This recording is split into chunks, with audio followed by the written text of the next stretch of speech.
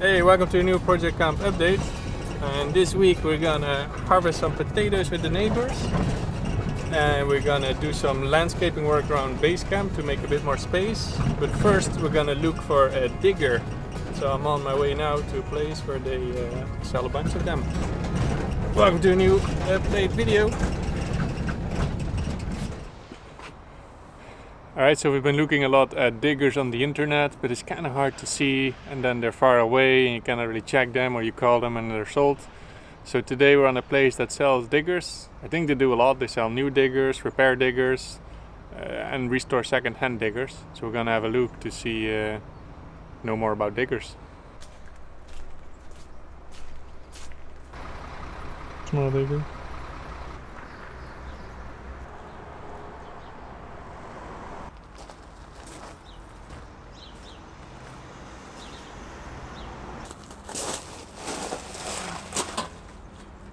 Big.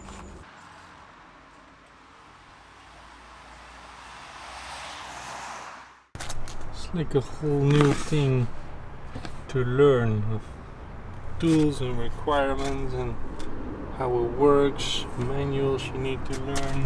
What's a heavy one, lightweight one, I don't know anything about this. So it's quite cool seeing all these vehicles. Mostly here are actually new. It's like a whole new world of tools, also machine specifications and things to look out for when buying a good one. But anyway, next I found the old area where they sell more diggers that are probably more suited for us, which is right down here. So I need to walk around and see a bit which smaller diggers would be suited for us. I think it's this one. 15 plus tax.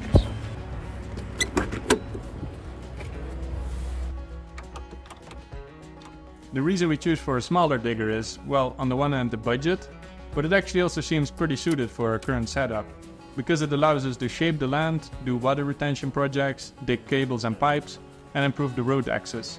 And if we do want to do bigger projects, which is not often, we can always ask our local friends.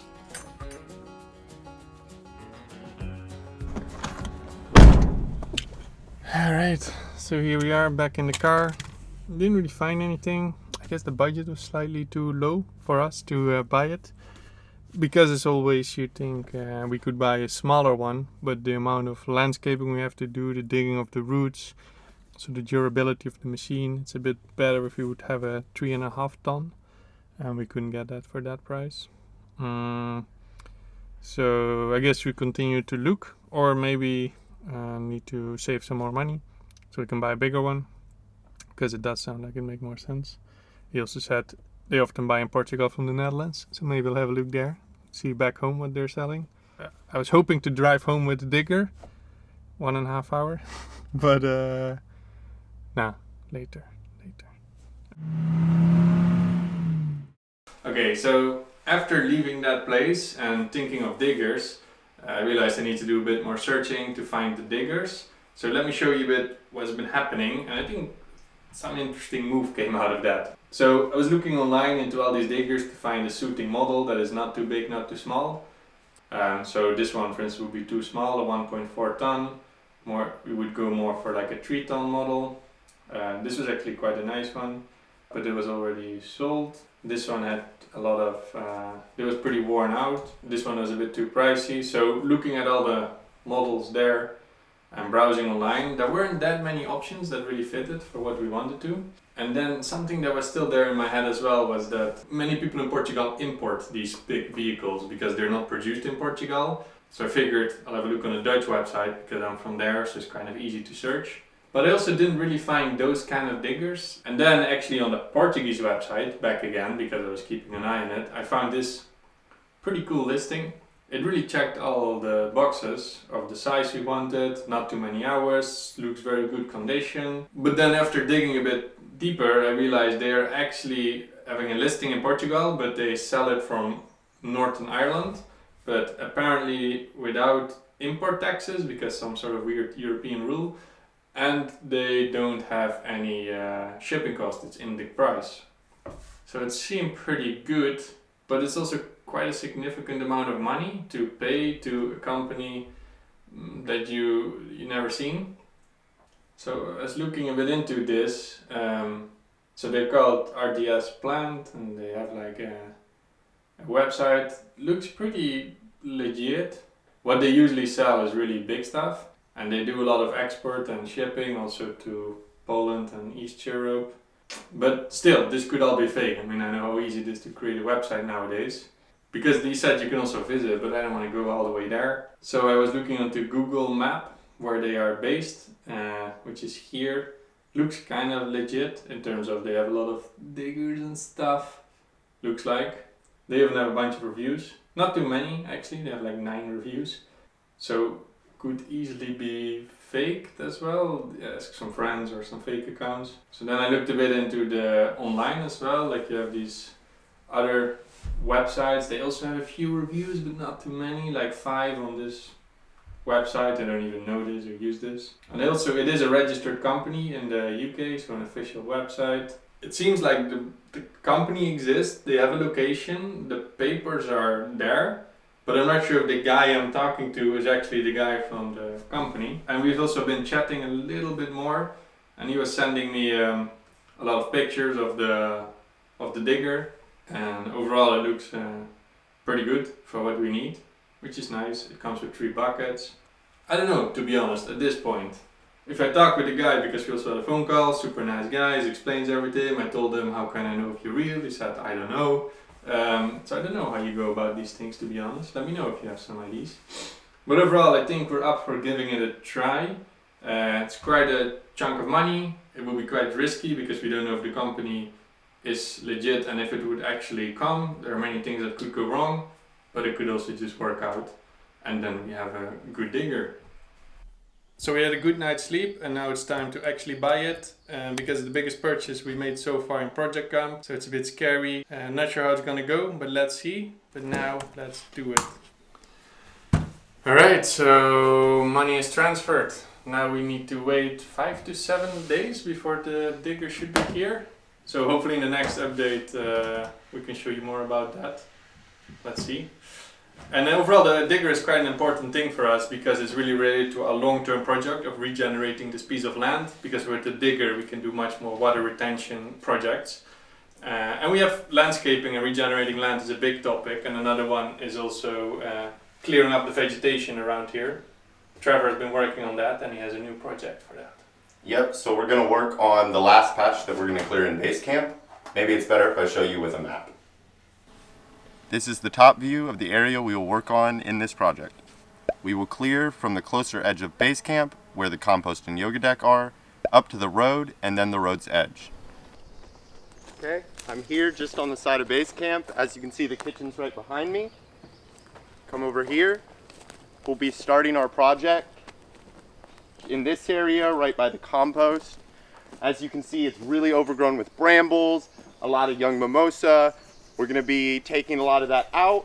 It's going to be the same as the product before, just a little bit more smelly, and that's because of our current compost bin situation.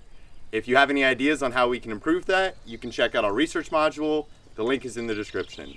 But that's it. Let's begin.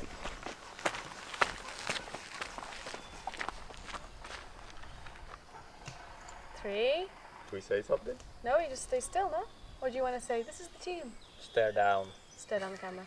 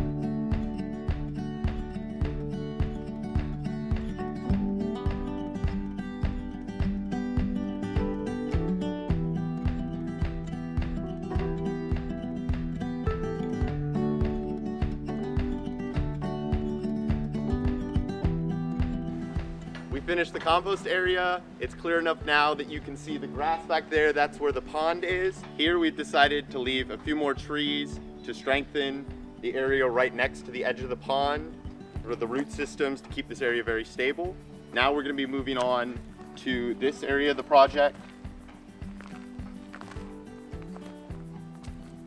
This is the area just behind the yoga deck where it slopes all the way up on the edge of the pond. We have a lot of dead wood to be removed, a few mimosas that are going to be removed, and that's it.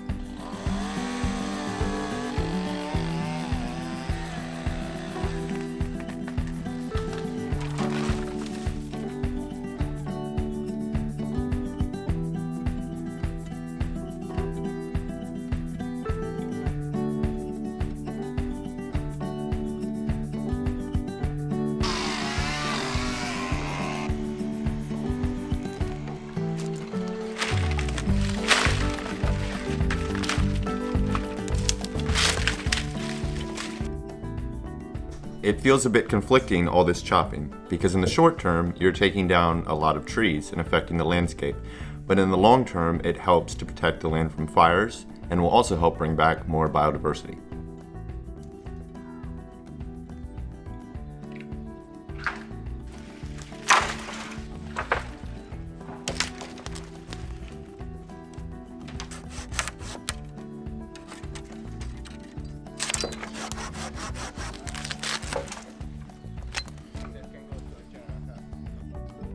After clearing around the yoga deck, we continued along the lake and up the slope. The area was cleared last year but left many sticks and trunks to cover the soil. Now we want to make the space more livable, so lots of dead wood to remove.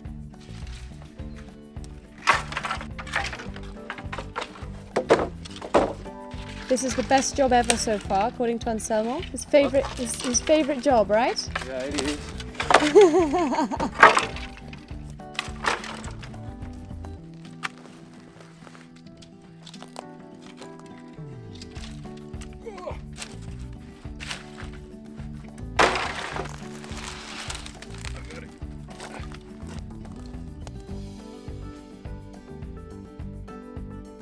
Instead of leaving the dead wood, at some point we will wood chip the piles to cover the soil.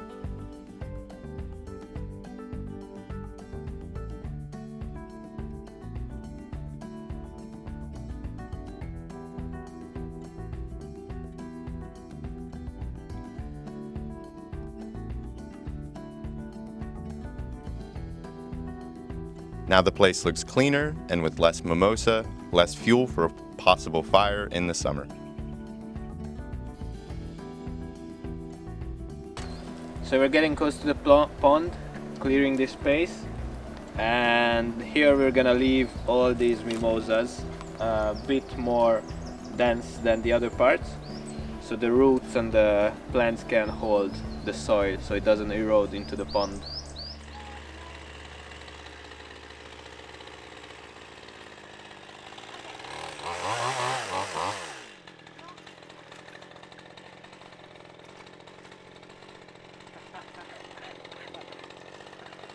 Great.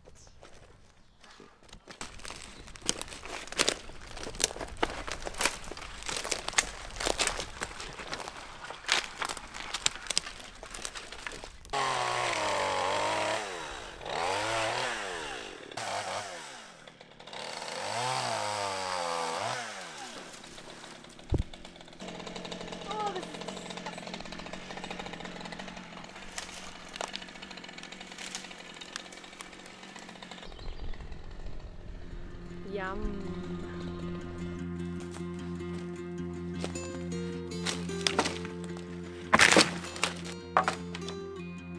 We're making two lines, one there, one here, and the aim is to the debris that comes off the roads and all the stuff, it holds back, creating soil and defending the slope from erosion.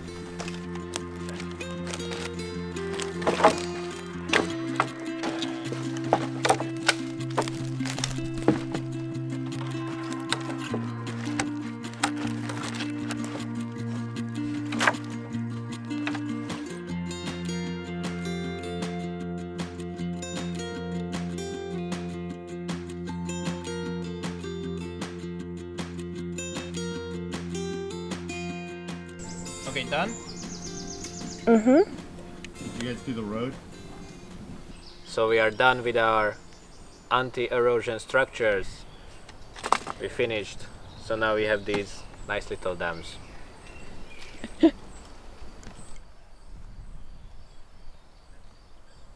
This poor little guy received some bad treatment. Okay, so we are moving on to the next patch of mimosas. We are above the pond or the lake, however you want to call it. And behind this we have this public road here, which means we will have to keep an eye out to leave the road always cleared from mimosas.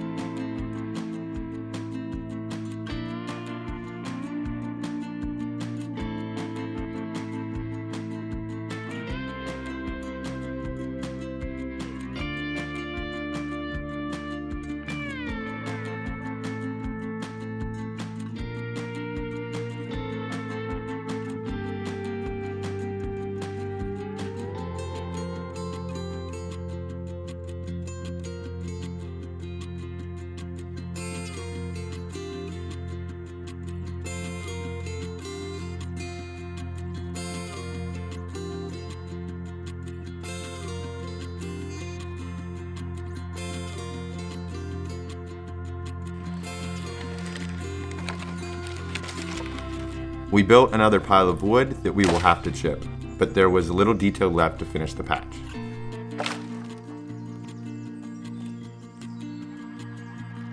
All right, now we're gonna cut the last tree of the project, this real bendy one.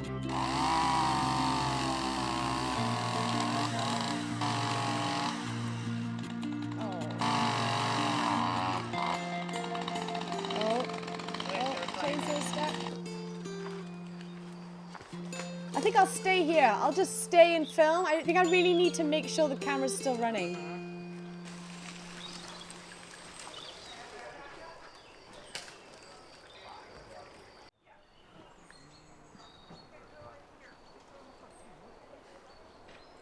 All right, so we're all finished with the pond area clearance. You can see the green grass over there by the pond. The area is very clear, and it's actually now being utilized for some storage of mimosa material. So the space is getting utilized, which is really cool. And then we moved on around the yoga deck, but now you can actually see straight to base camp, and you can see the yoga deck from base camp.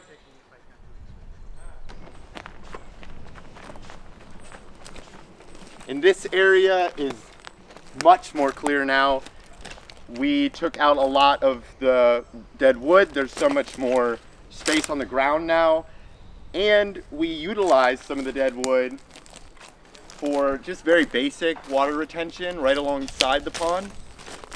You can see right here.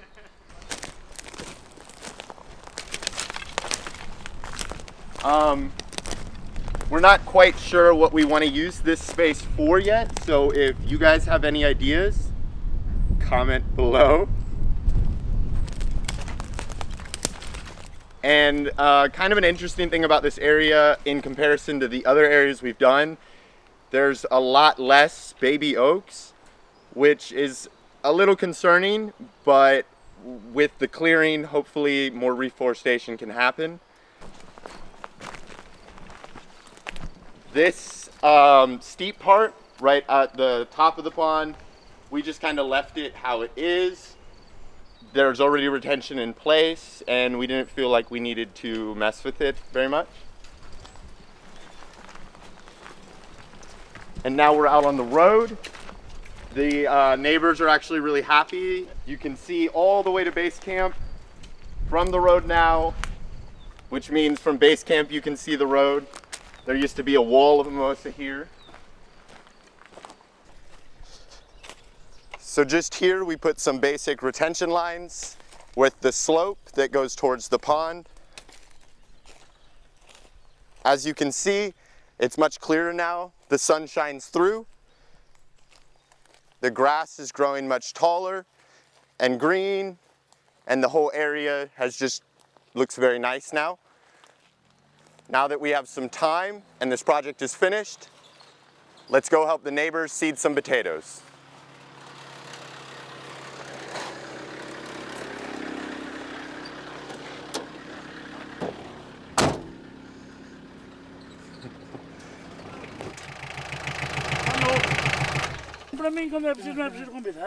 Every year, we help our Portuguese neighbors to plant their potatoes.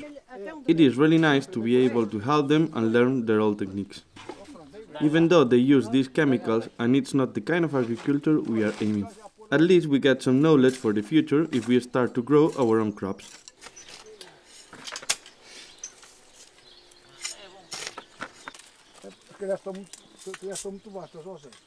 So we're now in the field. We are gonna help them to seed the potatoes and to put the earth on it.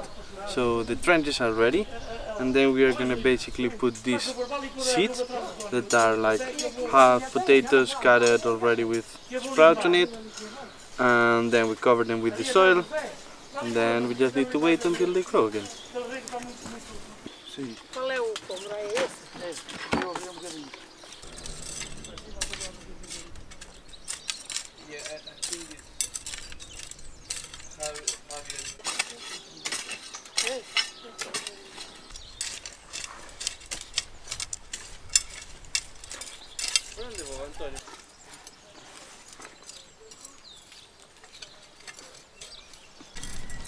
Não faz mal, mas só o filho. Então era por aqui.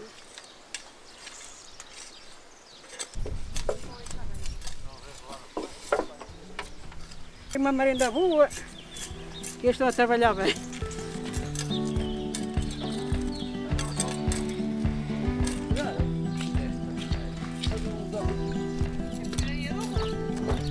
Não, agora aqui não é nada parte.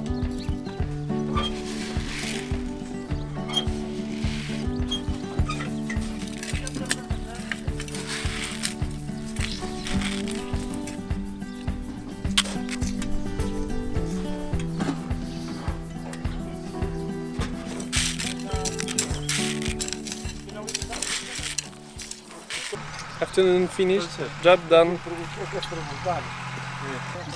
Já está pronto. Olha, Por que se menem as batatas? esse negócio que é para comer, hein? Para comer vocês? Claro, você e mais alguém. Agora que eu também digo. Se calhar o javali. Sim. Que tipo de batata se menem? Né? Que tipo de batatas são?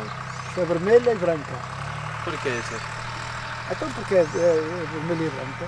Pois é duas qualidades. Uma vez mais cedo. e outra vez mais tarde. Outra vez mais tarde. So how much time now? It's almost 3.5 months for take it off. For heat, you know.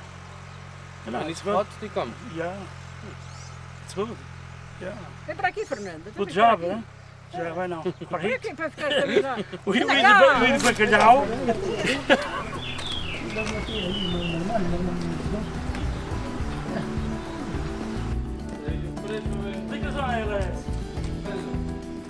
After helping our neighbors, they offered us something to eat and drink. While we have a chat with them, I want to remind you to support us in Patreon if you want to see the videos a week early and in 4K. Thank you for watching the video, subscribe to our channel and see you in the next update.